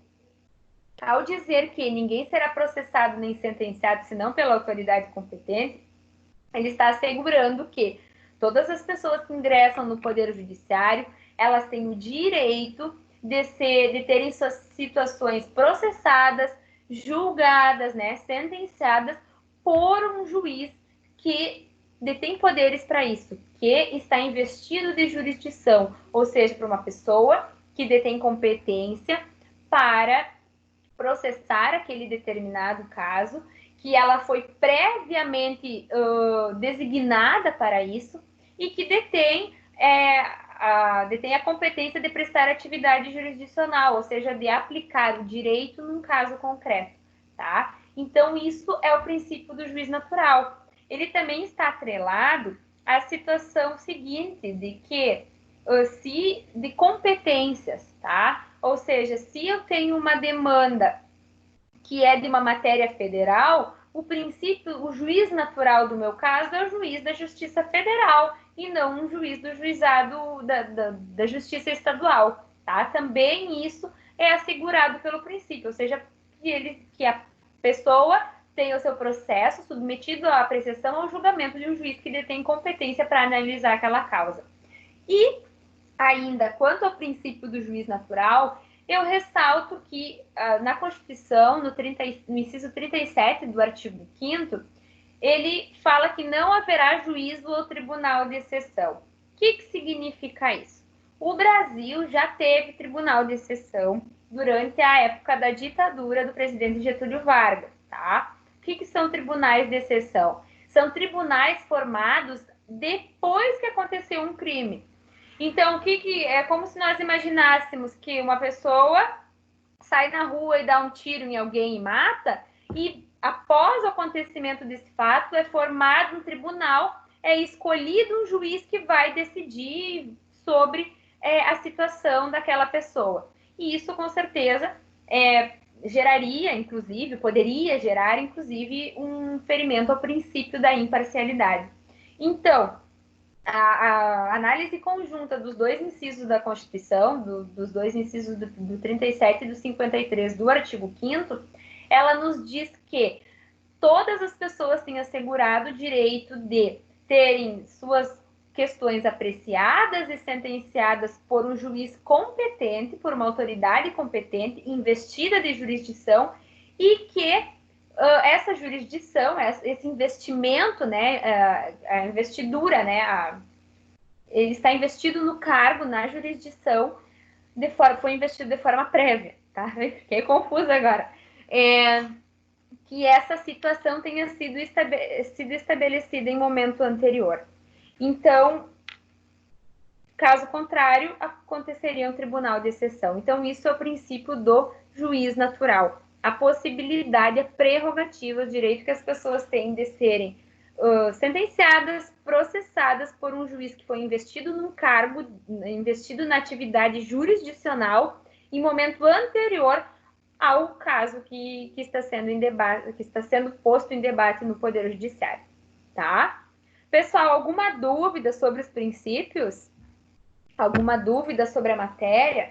O que eu ressalto é que é uma questão bem complexa, às vezes, né, a gente pode confundir um princípio com o outro, mas eles estão atrelados um ao outro mesmo, tá? Estão atrelados e é algo que vai acompanhar a vida inteira jurídica de vocês. Oi? Alguém tem alguma dúvida? Não? Oi, professora. Oi. Professora, é o seguinte, acabei de cair aqui eu não estava conseguindo, eu não estava com acesso no AVA nem nada, eu estou bem perdida. Mas consegui escutar um pouco da aula.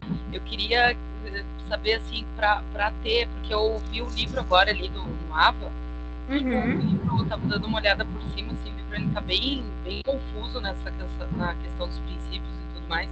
Que livro eu poderia me basear para poder estar bem garantida nesse sentido? Tá, eu tenho esse aqui, ó, que é o livro de Teoria Geral do Processo, do Sérgio Pinto Martins. Tá. Ele é bem, deixa eu mostro aqui, ó, é esse livrinho de capa vermelha. Ele tem uma forma bem clara que fala sobre os princípios, né? Eu acho que dá para ajudar bastante. Tá bom, obrigada. Quem é o autor, Vinícius? É Sérgio Pinto Martins. Porque realmente esse livro do AVA tá muito difícil. Tá? Sim, é que pelo que eu pude ver, assim, ele não traz os princípios de forma separada, né? Não, Tanto isso. que agora, montando para vocês, ali a questão do princípio da livre iniciativa das partes, da inércia do juiz, é como eu comentei, o princípio do dispositivo ele veio separado, né? E eu acredito que ele deve ser visto em conjunto. E daí só, claro, eu não consegui verificar antes que ele estava lá na 2.3 e um estava na 2.1 e para poder passar. Mas eu não sei, eu vou mandar por e-mail também e no AVA esse slide da aula de hoje que traz separadinho todos os princípios. Acredito que no material das aulas eu também procurei separar bem eles, que eu acho que vocês, olhando o material das nossas aulas e depois fazendo a leitura do livro, acho que facilita. Acho que facilita a compreensão. Mais alguma questão? Professora? Oi? Esse último princípio aí do juiz natural, né? Isso. Lá no final da aula, tinha duas situações, né? O desaforamento e o juiz de garantia. Sim. Eu não entendi muito essa parte do juiz de garantia. O outro até deu para entender ali como exemplo da Boate Kiss, né? Isso. Tá, é importante, tá? Pessoal, eu trouxe no final da aula como exemplos, mas para mostrar para vocês que eles não afetam o princípio do juiz natural, tá? Quer dizer, um pode afetar e o outro não. Então, essas duas situações é a questão do desaforamento. Eu ressaltei a situação da Boate Kiss, que talvez é algo que está mais presente, né, no conhecimento de vocês, em que alguns dos réus estão reivindicando que eles não sejam julgados pela comunidade de Santa Maria e seja esse caso desaforado e o júri aconteça em outra cidade, tá? O princípio o desaforamento do tribunal do júri, né, dessas situações, ele não ofende o princípio do juiz natural. Ele não é uma exceção ao juiz natural. Por quê?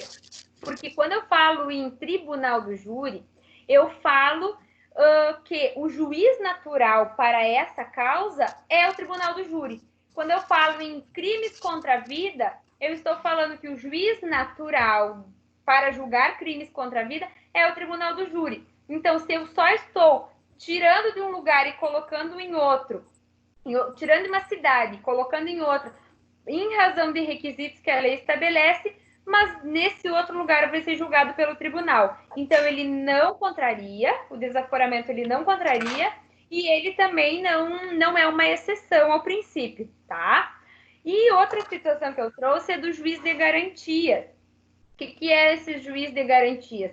Com a nova lei o pacote anticrimes, tá? Foi instituído o juiz de garantias. Inclusive, era já para ter entrado em vigor, né, essa questão, mas houve uma suspensão e ainda não está valendo, tá? Tem uma suspensão, uma decisão judicial em relação a isso. O que foi determinado? Está ali no artigo 3º-A e seguintes do Código de Processo Civil. Hoje, o que nós temos? No processo criminal, por exemplo, nós temos duas fases, né? A fase policial e a fase judicial. Então, eu tenho que concluir todo o inquérito policial, eu concluo essa fase de investigação, vai para o Ministério Público, faz a denúncia, que vai instaurar o processo no judiciário. E a partir daí eu tenho um processo judicial. Porém, na fase policial, e normalmente, não é raro, surge a necessidade de buscar alguns elementos. Por exemplo, eu tenho a decretação de uma prisão preventiva, de uma prisão temporária, um delegado precisa de uma escuta telefônica para poder investigar, e ele tem que pedir autorização para o juiz em razão disso. E o juiz, então, tem que autorizar, e está na fase policial. O que vem o juiz de garantias dizendo? Ele vem dizendo que esse juiz que deferiu ou indeferiu uma prisão na fase policial, esse juiz que concedeu uma escuta telefônica, que concedeu uma quebra de sigilo na fase policial, depois, quando for para o Ministério Público, isso se tornar uma denúncia e se tornar um processo, ele não vai poder atuar. Tá? Ele diz que esse juiz não vai poder atuar porque isso quem vai ter que fazer, essa primeira parte é um juiz de garantias, que vai ficar com essa parte que não é processual ainda, que é policial. E já há algum debate, inclusive por isso até, porque é uma situação bem complicada, que foi determinada a suspensão por hora do início da aplicabilidade, né, do juiz de garantias, porque considerando que se parte do pressuposto de que o juiz que analisou uma prisão cautelar, uma prisão em flagrante, deferiu uma escuta telefônica, não pode analisar o mesmo processo, pode ter um ferimento do juiz natural, pode estar partindo do pressuposto que esse juiz não é imparcial para atuar nesse caso, ou seja, já está presumindo algo, né? Já está presumindo algo, já está presumindo a imparcialidade, já está ferindo o juiz natural, porque o seguinte, essas situações, se é na fase policial, quem é que vai ter que deferir? É o juiz da vara criminal. E depois esse juiz da vara criminal, possivelmente vai ser o mesmo que vai receber o processo, tá? Então, há pessoas, né, há juízes, inclusive, que sustentam que o juiz natural é o juiz que deve conhecer a causa desde o começo, e conhecendo todo o processo, ele vai ter condições melhores de analisar. E quando se retira do juiz criminal a possibilidade de deferir uma prisão cautelar, de negar uma prisão cautelar, enfim, está se dizendo que pode ferir o princípio do juiz natural, porque esse juiz que seria naturalmente o responsável por analisar essas questões, não vai ser mais ele que vai fazer isso, tá? Isso é muito comum para visualizar o ferimento, a possibilidade, né, de ferimento do juiz natural nessas hipóteses, nós imaginarmos o seguinte, em cidades que só existe um juiz, né? Imaginemos uma cidade pequena em que só tem um juiz. E esse juiz é o que analisa tudo, civil, crime, analisa a questão, né, essa de policial, na fase policial e na fase de processo. E o que acontece? Digamos que nessa cidade aconteça um crime e em razão disso, o delegado, para investigar o caso e concluir o inquérito, ele precisa realizar escutas telefônicas, realizar quebras de sigilo. E para quem que ele vai ter que pedir? Para o juiz. E só tem um juiz nessa cidade.